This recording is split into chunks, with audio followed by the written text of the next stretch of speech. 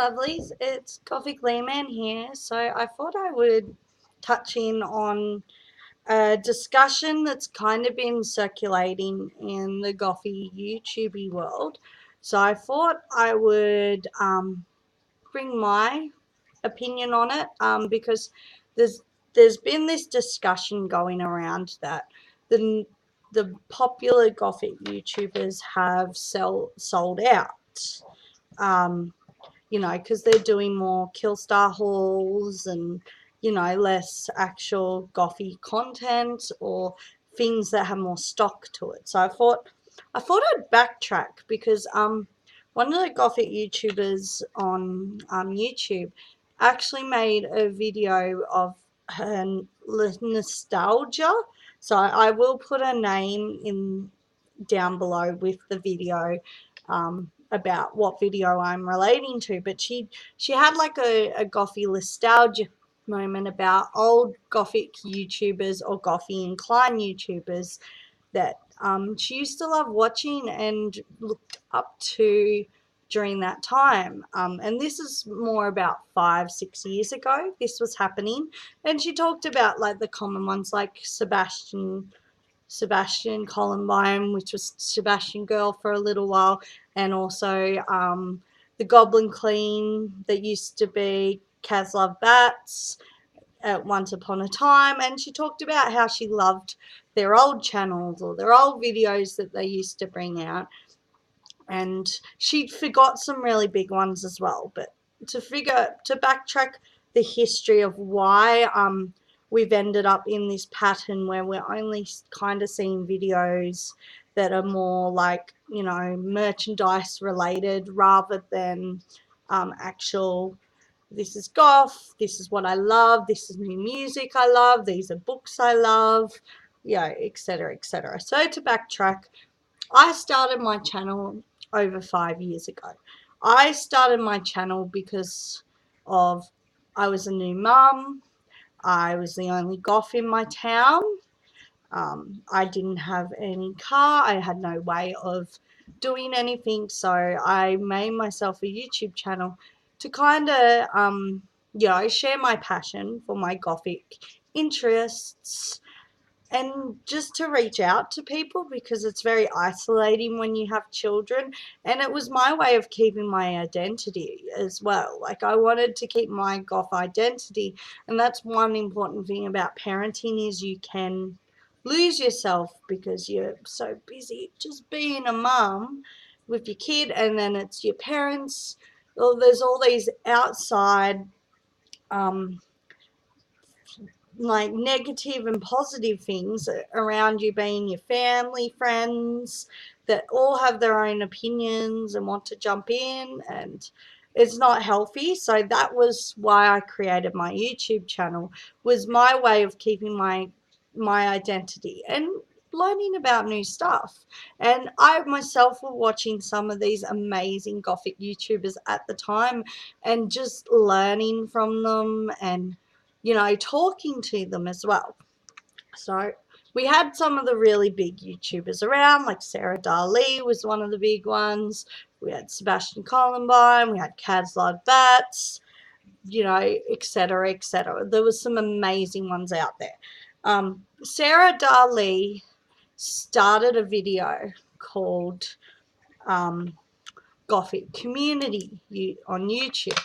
And the reason why she made that video was she wanted to all the little gothy channels to speak up and say that we are here. And because it was so easy to get wrapped up in the bigger YouTubers, like the ones with the really big subscriber counts, that a lot of the little channels were getting forgotten or getting completely ignored. So that was her way of saying, hey, if you've got a gothy channel, make a video saying I'm here. Like, let's get a discussion going. Let's get a community running.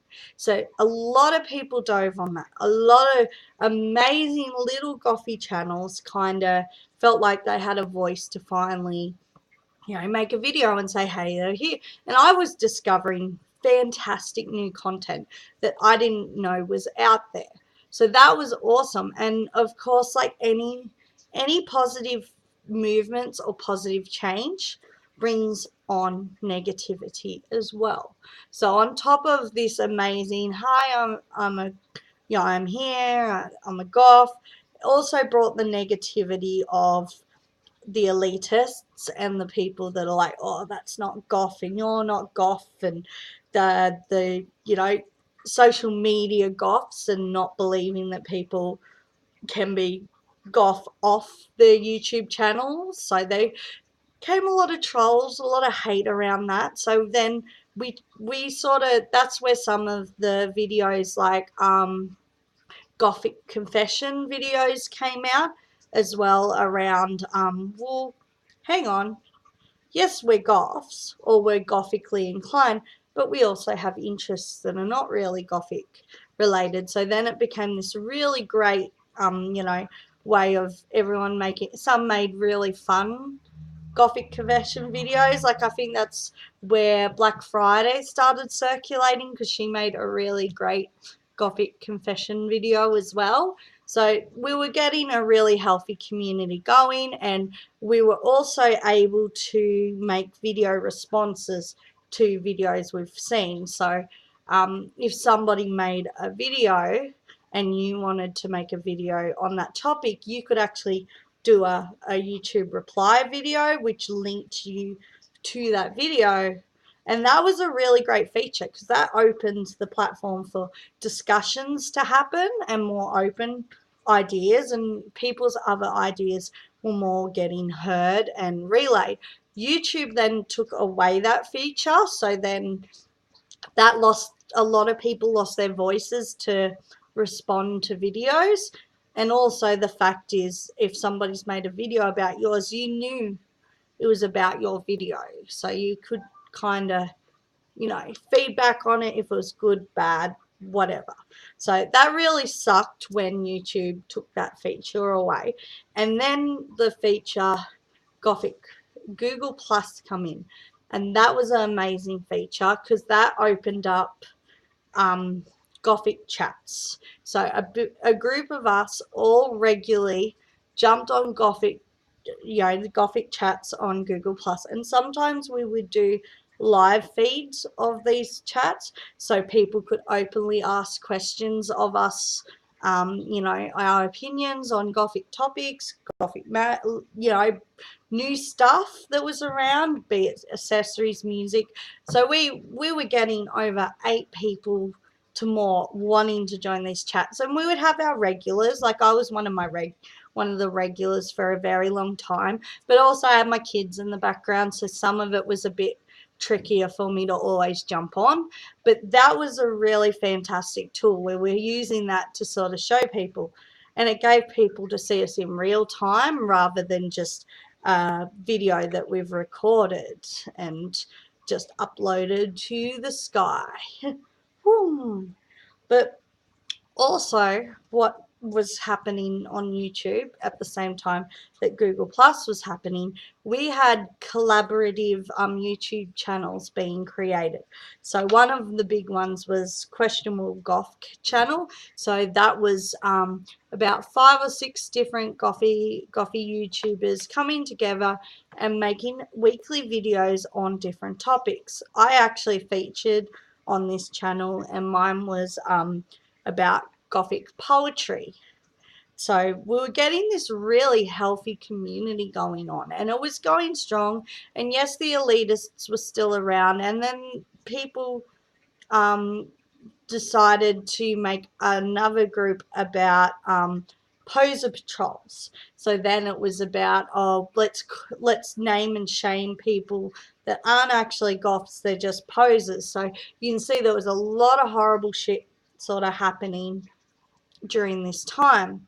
But what, you know, so like I said before, when positive things were happening, negatives were happening as well. Then YouTube brought another change in. They brought in an algorithm that made, you know, when you click on YouTube and it'll give you video recommendations of what you watch, it would recommend the same videos that you've already watched a couple of times, but it wouldn't recommend any new content. So that really barred a lot of new content coming out, and it's still here to this day. It is so tricky to find new videos of new channels that you might, you know what I mean? So a lot of the time I rely on other YouTubers sometimes that have made a suggestion, oh, hey, have you checked out, to, you know, but that algorithm's still there, so it's squished down all the little channels. Then all the little channels got forgotten then. So the videos, because I used to have videos that would spike over 100 views to thousands of views, even though I don't have the subscriber count, I was still getting the views. But since when that algorithm hit and my videos were getting pushed to the side, I'm lucky to hit maybe 50 views at a time. So, and then of course I think the beatdown of negativity just wears down on people sometimes as well. Like when you've got trolls just bang bang bang, negative negative, after all, it can dig into people, and especially smaller channels that sort of, you know, just couldn't be bothered anymore. And then of course life does kick in. People tend to forget that YouTubers have a life outside of their cameras or their channels. So of course people would get offended when some of the YouTubers they follow all the time would not post as regularly as they would. And this is where, like, we've had this real bad negative from one channel putting shit on Freya's life, you know. And I've talked to Freya on a Google Plus chat. She's lovely. She's lovely. She's lovely on camera and she's lovely off camera.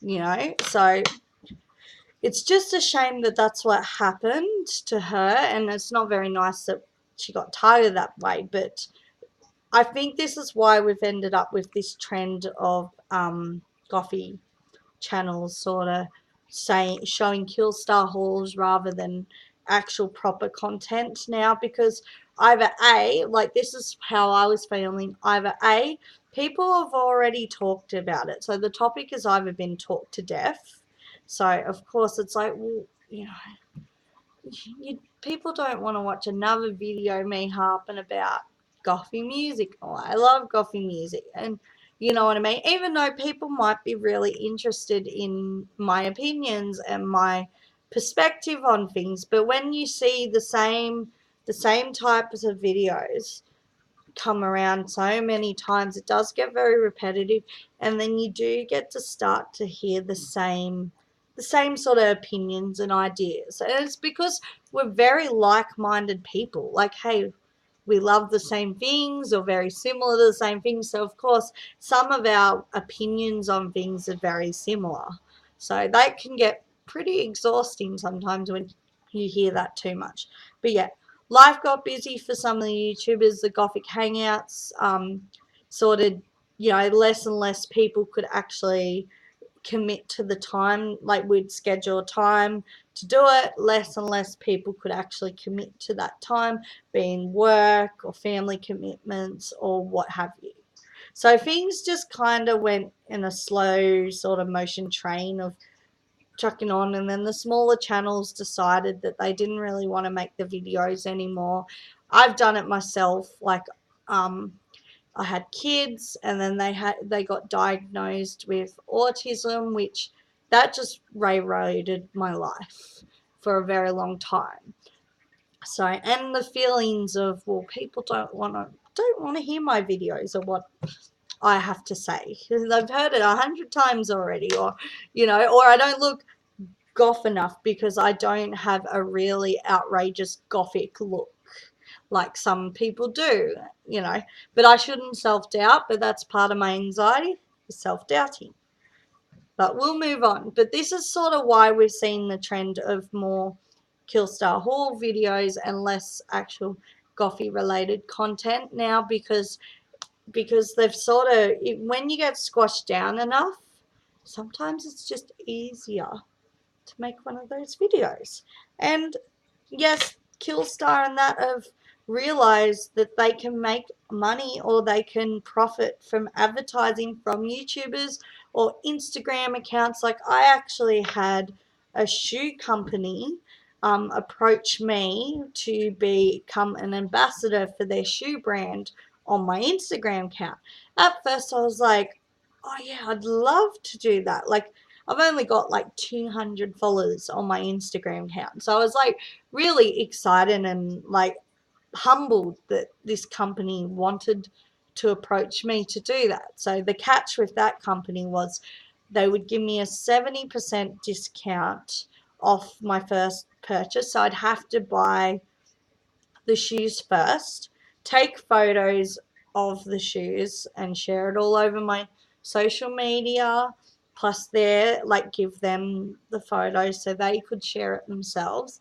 And then anytime they would make a new product, they would then, after 2 months, give me a free sample of that product, or I could get a commission of the, if anyone used my code, discount code. So I was thinking, hey, that sounds all right. I'll do it. Why not? I like taking photos. And then I kind of stopped myself and went, I don't know anything about these shoes. Yes, they're beautiful shoes. Like I've looked on the website. They are gorgeous shoes. And they are shoes I would actually kind of wear, but not all the styles. Because they're very, they've got big heels. So I was kind of like, well, and I was talking to my partner about it. He's like, it's up to me and I can do this if I want. And then it's sort of, he was saying, well, are you really going to wear the shoes? Or, you know, because he knows I'm one of those people, I don't buy shoes after shoes. I will buy one pair of good quality shoes and that's it. So, like, I might only have like 7 pairs of shoes and I wear them to death before I replace them. So it was kind of that. And then the website had this pop-up feature where it would say, oh, such and such just bought this pair of shoes, or such and such. So it was becoming sort of a bit spammy to me as well. It was kind of putting me off that was the spammy part about it.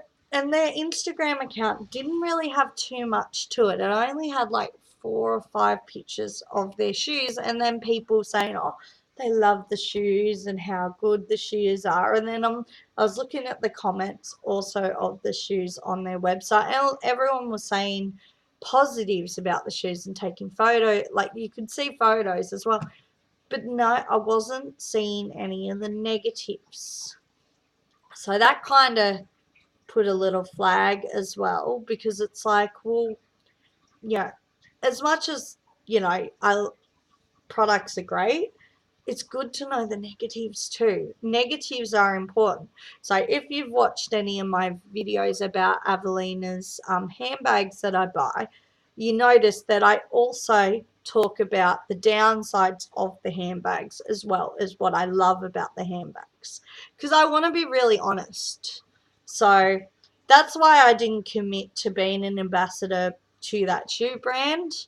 It's my loss. Maybe they were an amazing pair of shoes, but then I can just go buy shoes from a brand I know and trust and still be very happy and satisfied with the product. I just didn't know enough information about this product to commit to that. But that's what's happening. The businesses are finding more strategic ways to market their products. Like if you watch Toxic Tears video about it, she said she's also had to turn down products that she really loves and she uses herself, but it's also the risk of her channel and her content. Like, you know, does she really want to share that on her channel and for her views? And that's the thing you've got to remember about a lot of gothy big YouTubers. Most of their subscribers are trolls or non-gothic people. You know, you might say, you could really chuck up that half of their subscriber count are loyal followers and then the other half are just trolls, businesses, you know, etc. So like the difference of my channel, all my subscribers are pretty much very loyal subscribers. Even if I'm not openly posting videos, when I do post a video, I can guarantee at least 1 or 2 of those subscribers will always comment me or send me a message at the bottom about the video. And that's what I can rely on, that I know that when I do post a video, somebody is really listening to me and staying true to me. And I thank you for that, because it is really nice. And I do apologize that I haven't been as active and much, but maybe you can see a little bit what's happened just from me talking on this video. But yeah, that's kind of what happened to YouTube and Gothy YouTubers. And thank you for watching this video. I hope to see more of the old Gothy YouTubers that used to make videos speak out about this topic as well, because I guess it is nice to go down Gothy memory lane and the nostalgia of it. And I actually do want to make a video about all the old channels that I used to watch and what I loved about them. But yeah, I'll cut the video. It's 20 minutes. This is amazing if you're still here for the whole 20 minutes of this video. Maybe it's created a bit better picture of what actually has happened to why we only see this type of content that we see, where we used to see so much more in-depth discussions happening. So thank you for watching this video. Until next time.